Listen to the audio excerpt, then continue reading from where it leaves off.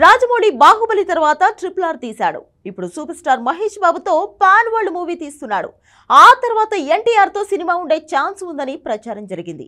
లేదు ప్రభాస్ ఎన్టీఆర్ కాంబినేషన్ లో sensational project plan చేసే అవకాశాలు ఉన్నాయని కూడా టాక్ వచ్చింది. కట్ చేస్తే రాజమౌళి నిర్ణయం మరోలా ఉందని తెలుస్తోంది. తను కూడా తన సొంత మల్టీవర్స్ ప్లాన్ చేస్తున్నాడట. బాహుబలి, కొమరం భీం, అల్లూరి సీతారామరాజు, ఇప్పుడు వస్తున్న మహేష్ బాబు సినిమాలోని పాత్రలు ఇవన్నీ ఒకే సినిమాలో ఉంటే అవే ఇండియన్ అవెంజర్స్. కాకపోతే ఇందులో సగమే నిజమయ్యేలా ఉంది. ప్రభాస్, ఎన్టీఆర్, చరణ్, మహేష్ బాబుతో ఏదో గట్టిగానే రాజమౌళి ప్లాన్ చేసేలా ఉన్నాడు. ఇంతవరకు SSMB 29 మూవీ తాలూకు లీకులు, ఫీలర్లు తప్ప తనేం రివీల్ చేయలేదు.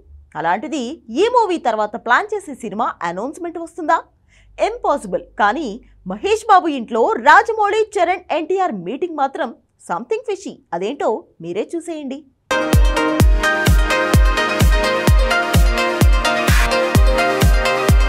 రాజమౌళి డైరెక్షన్ లో హాలీవుడ్ తరహా అవెంజర్స్ చూస్తే ఇండియన్ ఫిల్మ్ ఇండస్ట్రీనే కాదు, వరల్డ్ సినిమానే షేక్ అవ్వచ్చు. ఎందుకంటే అవెంజర్స్ లోని సూపర్ హీరోలను మించే హీరోయిజం రాజమౌళి మూవీలో ఎలివేట్ అవుతుంది. ఆ రేంజ్ లో హీరో ఎలివేషన్స్ ఉంటాయి. అయితే అదే ఇప్పుడు నిజమయ్యేలా ఉంది. ఒక సూపర్ హీరో మూవీ తీసి తర్వాత అందరూ సూపర్ హీరోలు ఒకే సూపర్ విలన్ తో ఫైట్ చేస్తే అదే అవెంజర్స్. ఇలాంటి మల్టీవర్స్ కాన్సెప్ట్ ని తమిళ డైరెక్టర్ లోకేష్ లియోలో ట్రై చేశాడు. ఖైదీని, లియోని మిక్స్ చేశాడు.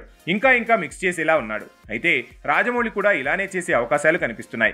కారణం సూపర్ స్టార్ మహేష్ బాబు ఇంట్లో ఎన్టీఆర్, చరణ్, రాజమౌళి కలుసుకున్నారు. ఇప్పుడే మహేష్ బాబు ఇంట్లో ఎలాంటి అకేషన్స్ లేవు కాబట్టి ఈ మీటింగ్ యాదృచ్ఛికంగా జరిగింది అనలేదు. ఒకవైపు super star Mahesh Babu 29వ movie తీస్తున్న రాజమౌళి ఎందుకు ఇలా పనిగట్టుకుని చరణ్, ఎన్టీఆర్ తో అది మహేష్ బాబు ఇంట్లో మీటింగ్ పెడతాడు? అక్కడే కొన్ని లీకులు నిజమయ్యేలా కనిపిస్తున్నాయి. Rajamouli dream project Mahabharatam. మరి ఆ మూవీలో వీళ్ళంతా నటిస్తారా? లేదంటే అవెంజర్ స్టైల్లో బాహుబలి, కొమరం భీం, అల్లూరి, రామ్ ఇలా అంతా ఒకే తెర మీద కనిపిస్తారా? మరి మహేష్ ప్రెజెంట్ మూవీలో పాత్రతోనే ఇందులో కనిపిస్తాడా?